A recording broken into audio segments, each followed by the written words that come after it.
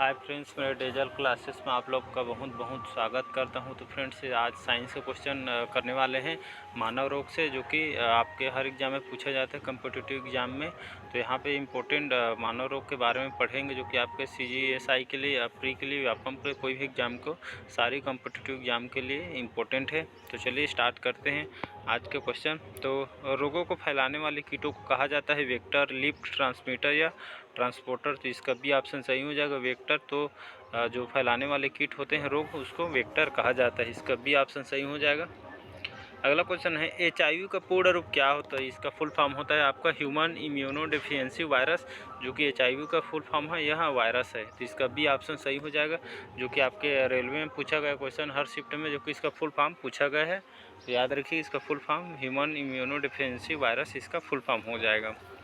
अगला क्वेश्चन, निम्नलिखित में से क्या बेरिसोला जोस्टर नामक वायरस के कारण होता है। तो पोलियो, रेबीज, चेचक, हैजा। तो इसका बी ऑप्शन सही हो जाएगा, चेचक। तो यह बेरिसोला जोस्टर नामक वायरस के कारण होता है, चेचक। तो इसका बी ऑप्शन सही हो जाएगा। SSC 2019 में आया हुआ क्वेश्चन है। निम्नलिखित में से कौन सा संक्रामक रोग है। तो अस्थमा, खसरा, स्कर्वी, मधुमेह। तो आपका जो खसरा रोग है, यह एक संक्रामक रोग है। RRB 2016 में आया हुआ क्वेश्चन है। तो संक्रामक रोग आपका खसरा हो जाएगा। तो इसका भी ऑप्शन सही हो जाएगा।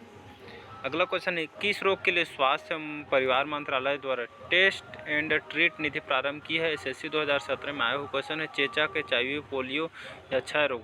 तो इसका बी ऑप्शन सही हो जाए, HIV, जो कि स्वास्थ्य परिवार मंत्रालय द्वारा टेस्ट एंड ट्रीट निधि प्रारंभ की है HIV के लिए। तो इसका बी ऑप्शन सही हो जाएगा।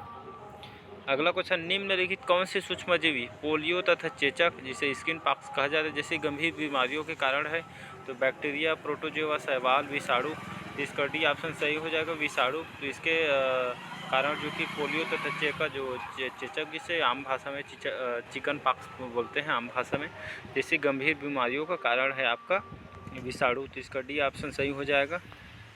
अगला क्वेश्चन है, चेचक के लिए टीका किसने प्रदान किया था। तो Edward Jenner, Robert Koch, Pearl Kendrick या अलेक्जेंडर फ्लेमिंग। तो इसका ए ऑप्शन सही हो जाएगा, एडवर्ड जेनर, जो कि चेचक की इन्होंने खोज की थी। तो चेचक का टीका जो कि इन्होंने प्रदान किया था, एडवर्ड जेनर रे। तो इसका ए ऑप्शन सही हो जाएगा। अगला क्वेश्चन है, निम्नलिखित में किस व्यक्ति ने पोलियो का टीका विकसित किया था। तो आपका जोनास एडवर्ड साल का इन्होंने जो कि पोलियो का टीका इन्होंने विकसित किया था। कौन से व्यक्ति। तो जोनास एडवर्ड साल की इन्होंने पोलियो की खोज की थी। तो इन्होंने इस टीका का निर्माण किया गया था। RRB 2018 में आया हुआ क्वेश्चन है। अगला क्वेश्चन है, निम्नलिखित किसकी पहचान विडाल परीक्षण में की जाती है। तो एड्स, कैंसर, टाइफाइड ज्वर और आपका यक्ष्मा। तो इसका सी ऑप्शन सही हो जाएगा, टाइफाइड ज्वर।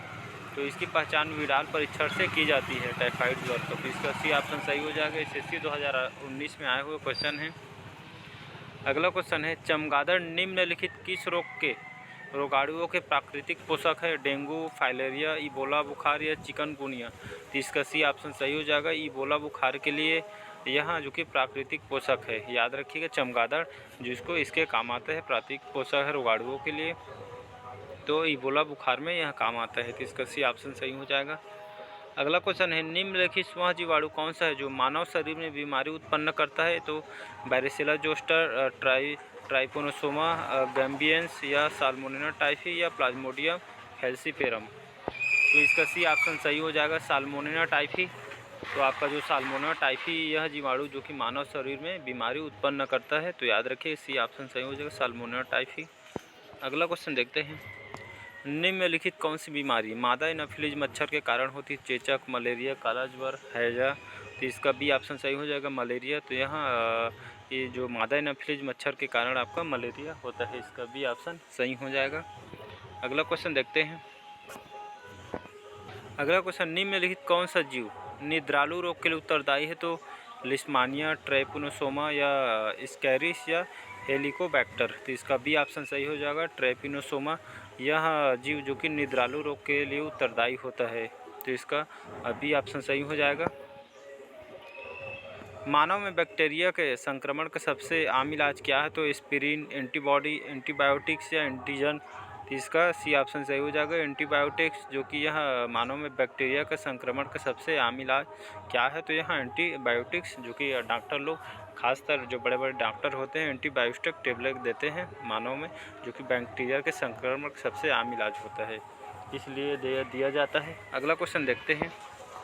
अगला क्वेश्चन हमारा मेलियोडोसिस क्या है? तो यह त्वचा पर लाल चकत्ते हैं, या स्मरण शक्ति में क्षति पहुंचाती है, या संक्रामक रोग है, या जोड़ों में पुराना दर्द है। इसका सी ऑप्शन सही हो जाएगा, संक्रामक रोग।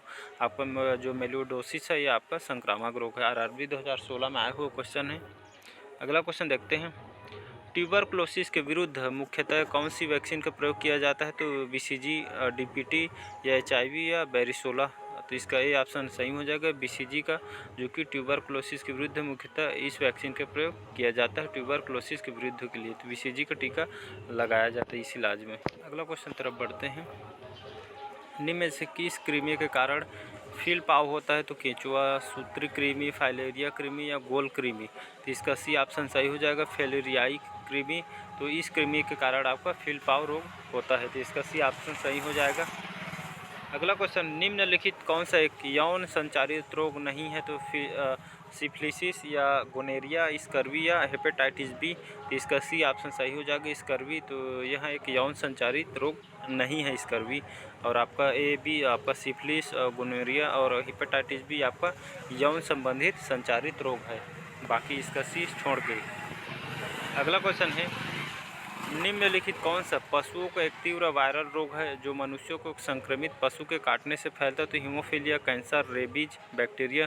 तो आपका इसका सी ऑप्शन सही हो जाएगा, रेबीज, जो कि पशुओं का एक तीव्र वायरल रोग है जो कि मनुष्यों में संक्रमित पशु के काटने से फैलता है। तो रेबीज, जो कि अक्सर जो कोई भी पशु हो, चाहे कुत्ता से भी जो कि रेबीज रोग फैलता है काटने से, तो इसका सी ऑप्शन सही हो जाएगा। अगला क्वेश्चन, हेपेटाइटिस बी निम्नलिखित किसके कारण होने वाला संक्रामक रोग है जो यकृत को प्रभावित करता है? तो वायरस, फंगी, प्रोटोजोआ, या गलसुआ। तो इसका ये ऑप्शन सही हो जाएगा, वायरस। तो हेपेटाइटिस बी आपका वायरस रोग है जो कि इसके होने के कारण जाकर संक्रामक रोग है। यह यकृत को भी प्रभावित करता है। कौन सा है? आप वायरस के कारण ये आपका हेपेटाइटिस बी मुख्यतः जो इसके कारण होता है। अगला क्वेश्चन है, निम्नलिखित कौन सा रोग विटामिन सी की कमी कारण हो जाता है? तो रिकेट्स, या सूखा रोग कहते हैं, रेबीज, यकृत शोथ, या हेपेटाइटिस बोलते हैं यकृत शोथ को, या डी स्कर्वी। तो स्कर्वी इसका सही आंसर हो जाएगा, जो कि विटामिन सी की कमी के कारण आपका स्कर्वी रोग हो जाता है। तो इसका डी ऑप्शन सही हो जाएगा। विटामिन से बहुत सारे क्वेश्चन पूछे जाते हैं, खास करके विटामिन सी से, याद रखिए स्कर्वी सही आंसर हो जाएगा।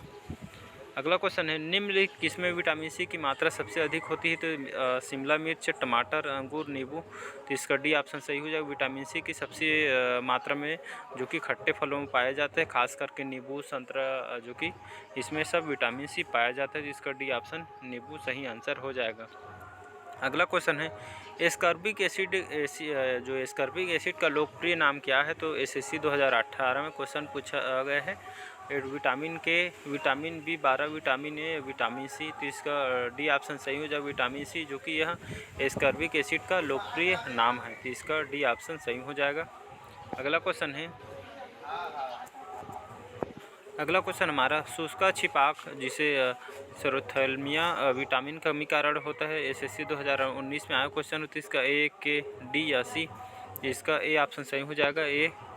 तो विटामिन ए के कमी कारण आपका शुष्क छिपाक रोग होता है। तो इसका ए ऑप्शन सही हो जाएगा। अगला क्वेश्चन है, निम्नलिखित कौन सा विल्सन रोग का लक्षण नहीं है? तो रतौंधी, पैरों या पेट में फ्यूड बनना, या बोलने, निगलने, या शारीरिक संबंध में समस्याएं, या अनियंत्रित गतिविधियां, मांसपेशियों में अकड़न। तो इसका ए ऑप्शन सही हो जाएगा। विल्सन जो रोग का लक्षण मुख्यतः नहीं है, तो आपका रतौंधी इसका नहीं है, आंसर हो जाएगा। तो विल्सन रोग का लक्षण आपका रतौंधी नहीं है, बाकी बी और सी और डी इससे जो कि विल्सन रोग के लक्षण हैं। अगला क्वेश्चन है, घातक या रक्तअल्पता या एनीमिया की विटामिन की कमी कारण हो, तो किस विटामिन की कमी कारण होता है? तो B2, BE, या B12। इसका सही आंसर हो जाए B12, जो कि इसके कमी के कारण जो कि एनीमिया रोग होता है, जिसे घातक या रक्तअल्पता और आम भाषा में एनीमिया कहता है। तो B12 के कमी कारण होता है एनीमिया रोग। अगला क्वेश्चन देखते हैं, रतौंधी किसकी कमी कारण होते हैं? बार बार क्वेश्चन पूछा गया क्वेश्चन है। तो एसएससी 2018 में पूछा गया है, विटामिन ए, विटामिन डी, या विटामिन बी, या विटामिन सी। तो रतौंधी किस कमी कारण होता है? तो विटामिन आपके ए के कारण रतौंधी रोग होता है। अगला क्वेश्चन है, निम्न कौन सा विटामिन बी कॉम्प्लेक्स समूह से संबंधित नहीं है? तो राइबोफ्लेविन, थायमिन, एस्कॉर्बिक एसिड या फोलिक एसिड। तो इसका सी ऑप्शन सही हो जाएगा, एस्कॉर्बिक एसिड। यह विटामिन बी कॉम्प्लेक्स समूह से संबंधित नहीं, बाकी राइबोफ्लेविन, थायमिन और फोलिक एसिड ये अमीन विटामिन बी के कॉम्प्लेक्स समूह से संबंधित है। अगला क्वेश्चन देखते हैं।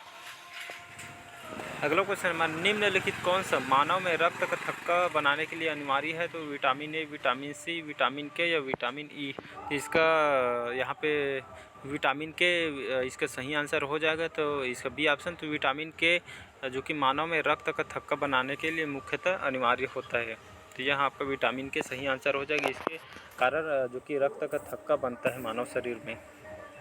अगला क्वेश्चन, निम्नलिखित कोई किस विटामिन को जो कि आर्गो कैल्सीफेरॉल कहते हैं? तो विटामिन D2 को, विटामिन D3 या विटामिन B12, विटामिन BE को। तो इसका सही आंसर हो जाएगा विटामिन D2। तो इस विटामिन को आपको आर्गो कैल्सीफेरॉल कहते हैं। BPSC 2017 में आया हुआ क्वेश्चन, याद रखिएगा, इसका ये ऑप्शन सही हो जाएगा।